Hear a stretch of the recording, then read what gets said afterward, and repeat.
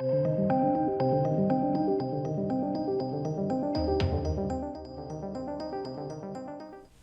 welcome to the channel, ladies and gentlemen. This is my full spoiler review of The Mandalorian Season 2, Episode 4, The Siege. This one's directed by Carl Weathers. He very clearly stars in it, along with Gina Carano, the epic Cara Dune, and of course, we have our favourite Mando there, Pedro Pascal. Now, I really like this episode. So again, this is full spoilers. Let's go straight into the details of the story. Touch on some of that, and then I want to touch on some of the technical aspect, because I think a lot of people will have the same opinion as me on this, hopefully. So this episode is this is like a hang with us episode. Let's expand that story just a little bit more. And boy, did they expand it. So basically, we open with the Mandalorian on the ship trying to fix some bits and pieces, and then realizes that he can't go that far, and so he has to go to Navarro, which is the planet with Gina Carano's character Cara Dune, who's now a marshal, as well as, I think it was he the magistrate? I think it was the magistrate, which is, of course, Carl Weathers' character. Now, that opening was so good. We see some more of Baby Yoda, the child, and a little bit more of his intellect, kind of, Din Djarin talking to him. No, put the blue one where the red one was, and the red one where the blue one was. No, don't touch them together. And then he does. And it's cute, You can't look at that and go, get off my screen. You've got no heart. It's good fun. I really enjoyed it. And that was nice. It was really, really nice. And then they land on Navarro, and obviously greeted by Cara Dune and the magistrate, Carl Weathers' character. Got some dog hair on my face. God damn. And then from there, I had a strange sense of, is Carl Weathers' character going to double cross them again? And I don't know why. Because basically, Mandalorian says, can you fix my ship? Yep. How good's my credit? Yep, we can work something out. And then the Carl Weathers' character, the magistrate, I'll flip between the two names, says that he needs Mando's help to basically go and storm a disused base or an ex-trooper base on the planet, which actually goes some way to explain the previous season finale as to why and how so many stormtroopers just turned up at the end. They actually explain it. It's because there is a base on the planet, which is good. I like that. It's actually quite good thinking to do that. So they go to this base. It's supposed to be pretty empty. They go. There's a reactor core. They unload the coolant, and it's going to blow up. Now, on their way out, they discover some very interesting bits and pieces. Very, very interesting bits and pieces, and expands more and more about the cloning. Now, we see this, and I don't know whether that is Snoke or not. And I know, a lot of people are probably going to be like, what are you talking about? Of course it's not Snoke. But it's just that line in the skull at the top that makes me think it might be a Snoke clone. But I don't understand why it would be. So basically, they stumble across this, new room with a whole bunch of test tubes of failed cloning experiments. And they hack the computer system, and they get a transmission from the scientist that was in, season 1. And then obviously they realise that, he says, that can't be the Moff Gideon. He was dead, blah, blah, blah. They go, no, that was 3 days ago. Crap, Moff Gideon's alive. And then Din Djarin jet sets off. But previous to that, when they're listening to the message, they're talking about the cell count of midichlorians and how the blood's been rejected. They could only get a certain amount from the child before killing him. They're going to need access to the source again, the donor.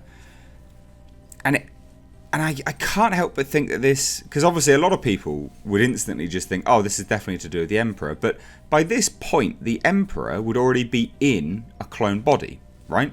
He would have to be already in a clone body. Because that's how the novelizations have done it. That's how they've explained it. Unless they're now going to retcon the novelizations. Because this was in the novelization of The Rise of Skywalker.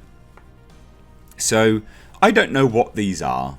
But that line in the skull makes it look a bit like it could be a Snoke clone. But I don't see why. Because they also had a whole bunch of Snoke clones in pickled jars on another planet. So this is... I'm confused.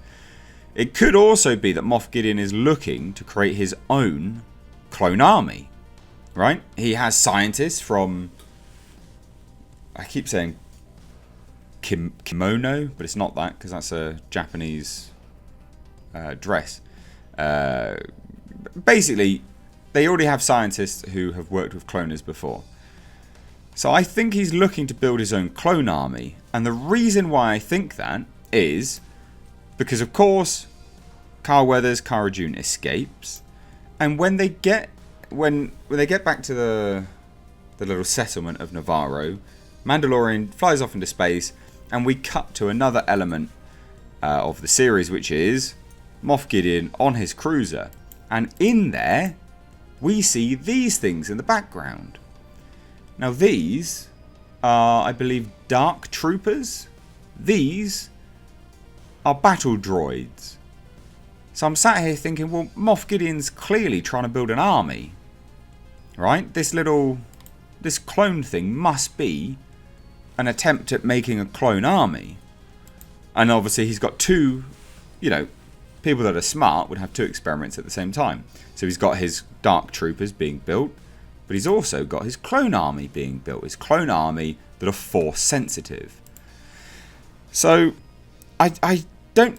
The only thing that's throwing me off with this clone thing is that little line in the skull. Because it looks a bit like... it looks a bit like Snoke. But basically, we of course got this as the closing shot. A lot of people have said, oh, well, Moff Gideon's got this Darth Vader-like armor on. And I'm like, well... Not really. It's not really breathing for him. It just looks like normal, similar armor to what he had on before, to be perfectly honest. But these are Dark Troopers, and that's how we close the trailer. We close the episode. Sorry. I'm really tired. I've just come back from shooting my film. Which, side note, if you do want to support the project, you can find a link to the GoFundMe down below. It would mean the world to me if you would support it. But they close out with the episode with one of the officers on board this ship saying, yep, he's got the asset, my source confirmed it, and obviously the child. And also they've got a tracking beacon on board the Razor Crest, so they're going to be able to get him really, really easily now. So that's kind of the episode, really. Like I said, the only thing that was massively throwing me off was that weird little clone thing. The little line down the skull. Like it is literally through there. We get some really touching things with Cara Dune's character, or Cara Dune, the character, being from Alderaan, saying she lost everything, or everyone. That was quite touching, quite sweet. It was a good episode. I liked it a lot. They're very clearly just expanding it outwards. But also, we're not going to see Ahsoka Tano until the end of the season. Of course, that makes perfect sense. But I still really hope they don't get rid of the child. The child and Mandalorian have to be together.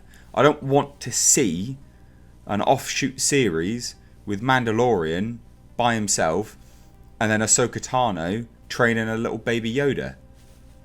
Doesn't appeal to me. Don't care. I literally wouldn't watch it. I don't think people are watching this just because of Baby Yoda. They're watching this because of the connection between Mandalorian, sort of gruff and ready, and Baby Yoda. The juxtaposition between the two, right? Like they're complete opposites. One softens the other. It's nice, it's cute. Anyway, we saw also him use his powers because when they went off to do this, they left Baby Yoda in a classroom, and I was like, that's pretty irresponsible. But then all the kids were dicks to him, and I'm like, those kids are dicks. Little shits. And one of them's eating some like macaroons. I kid you not, actual macaroons, so space macaroons, I guess. Not going to say that. I'm going to say smackaroons.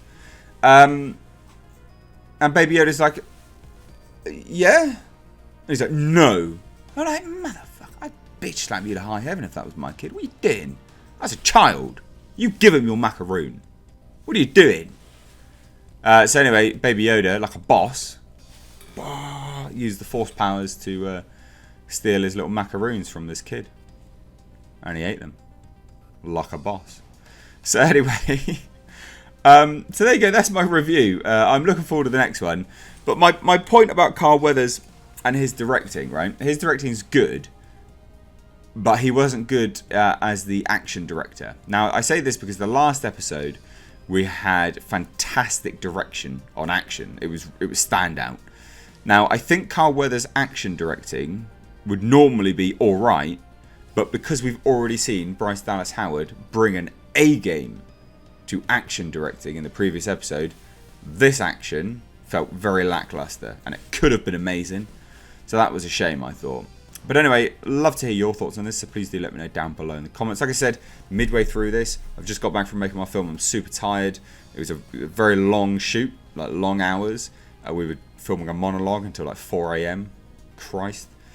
So if you do want to support that project, there's a GoFundMe link down below. Would really help out. But anyway, guys, thanks so much for watching. I've been Mr. H. Take care.